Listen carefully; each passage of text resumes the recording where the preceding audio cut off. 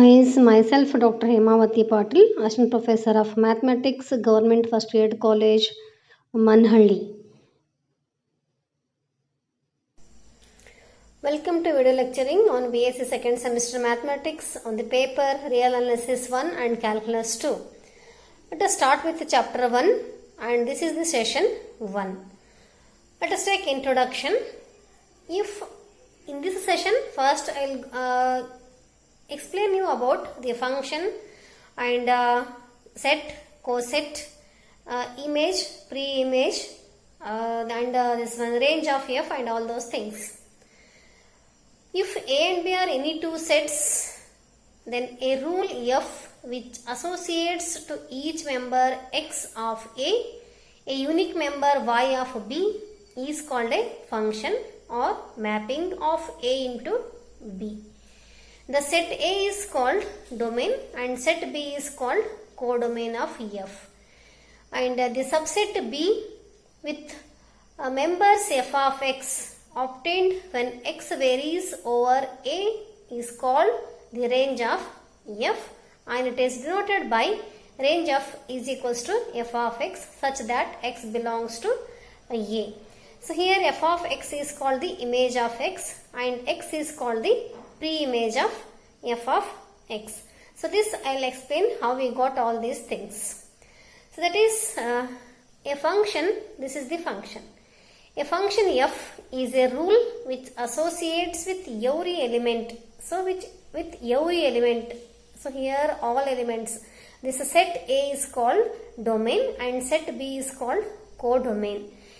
That is just in the previous in the above case I told you a rule which associates with every element. See, with every element of a domain. Here every element of a domain, that is a rule which associates with every element of a domain with the unique element of the codomain. So that is here x1 is associated with y3. Here it should be associated with only one element, unique element.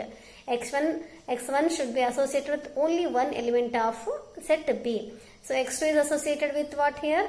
y2. x3 is with y1. x4 is with y3. That is 2 points you have to remember in the definition of a function. That is every element of set A should associated with some element of set B. First point. And second point is what here? No element of set A or domain should associated with two or more elements of set B. That is one element of set A should associate with only one element of set B.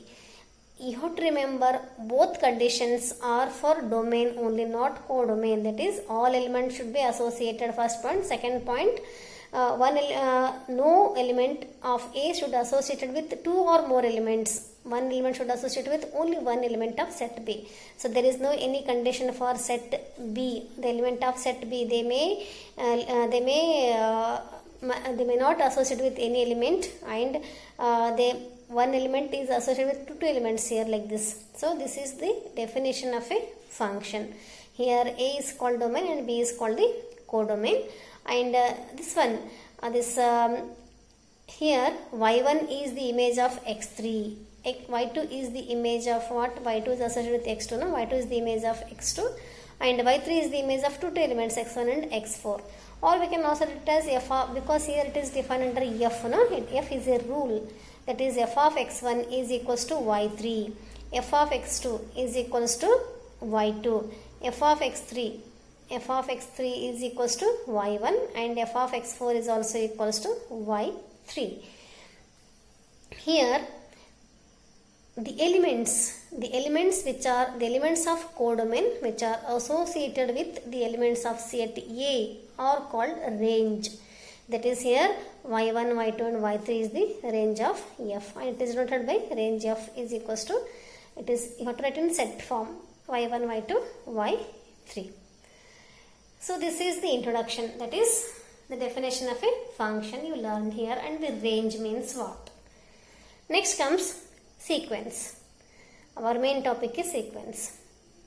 a function sequence is a function whose domain is the set n of natural numbers, whereas the range may be any set S is called a sequence. That is, a sequence is again a function whose domain, this domain should be set of natural numbers, and range may be any set S is called a sequence.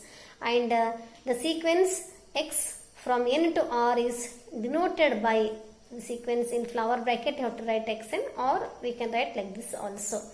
So, or it is nothing but here sequence xn is nothing but x1, x2, x3, etc. Next comes the bounded sequence. So, in the bounded sequence, we have two types, bounded above and bounded below. You know the meaning of bounded means there is a limit. That is, a sequence xn is said to be bounded above if there exists a real number k such that xn is always less than or equals to k for all n belongs to n. Means there is a upper limit here, maximum limit is given here.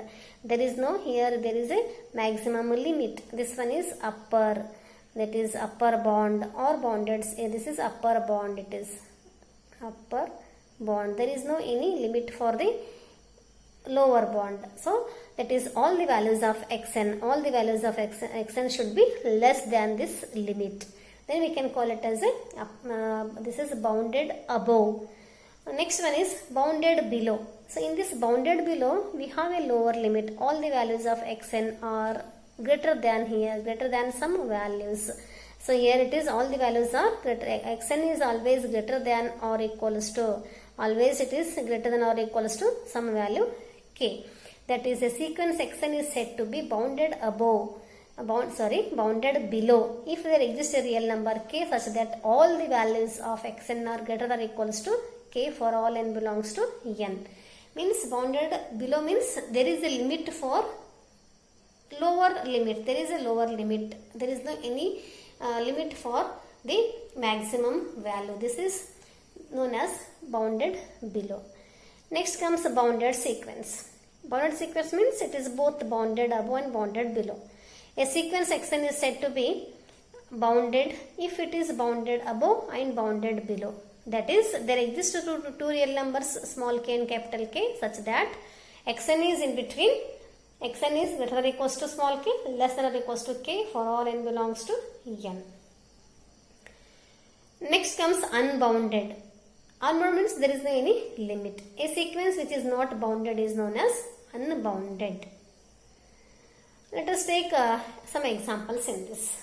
Let us take one sequence xn is equals to minus n. Minus n means n is a natural number, that is it should start with 1, 2, 3 etc. Which is equals to minus 1, minus 2, minus 3 dash dash dash. See here. So what we have here, the value starts minus 1, here it is minus 1, then minus 2, minus 3 etc. Means here minus 1 is what? Minus 1 is greater than minus 2. Minus 2 is greater than minus 3. Minus 3 is greater than next minus 4 etc.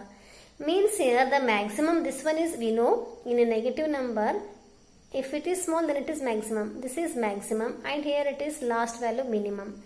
That is what we have here. We know the maximum limit means bounded above. This is bounded above but not bounded below. We don't have any minimum value in this. So there is no any limit for this lower limit. Therefore we can say that this is bounded above. That is all the values are what here? Less than or equals to minus 1. Such this is an example of a bounded above, not bounded below. That is here xn is always less than or equals to minus 1 for all n belongs to n. Take one more example.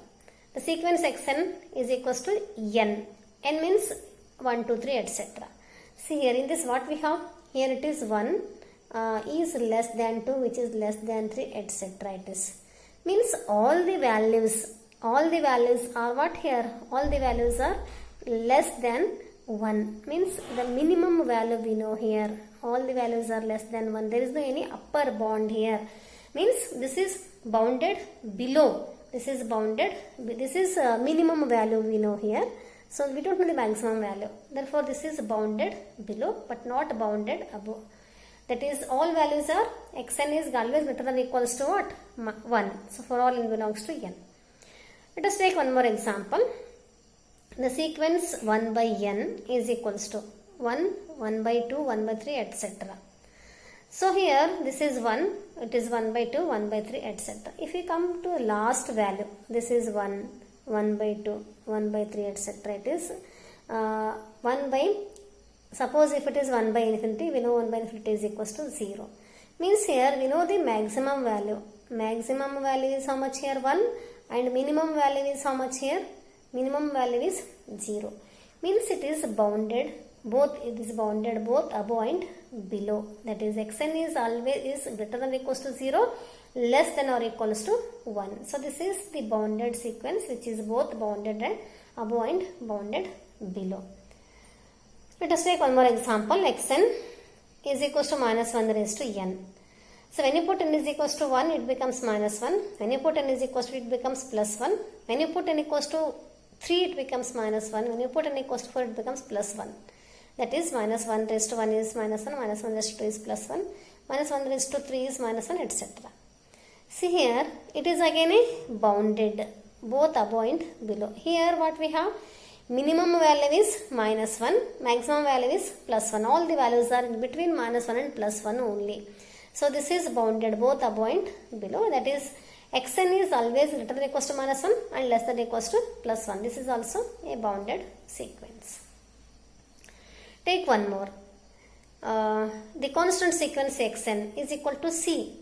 So there is no any change here. It is c, c, c only. It is also bounded because all the values are c only. One more example. The sequence xn is equals to minus 1 raised to n into n.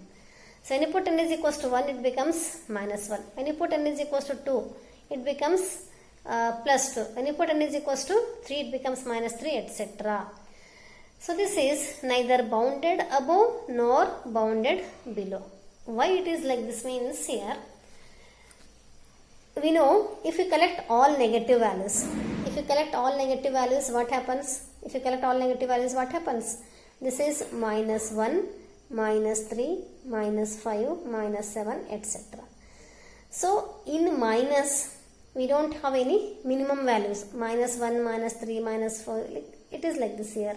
It is like this, which is minus 1 is greater than, it is like this. So there is no any minimum value we know here. Again, if you collect all positive values, what we have here? This is 2, it is 2, 4, 6, etc. There is no any maximum value also we don't know. We don't know the maximum value and we don't know the minimum value. So this is what here? This is neither bounded above nor bounded below. Therefore, it is what? This is an unbounded sequence.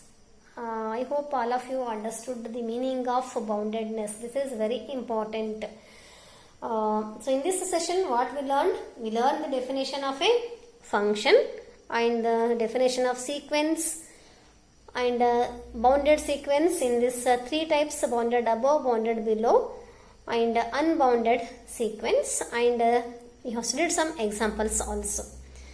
I hope you will come to you understood the meaning of boundedness. This is very important.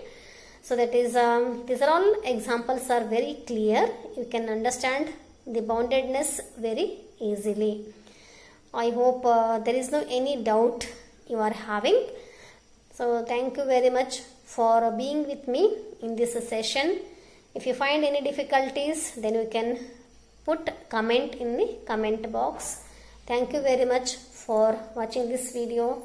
Thank you.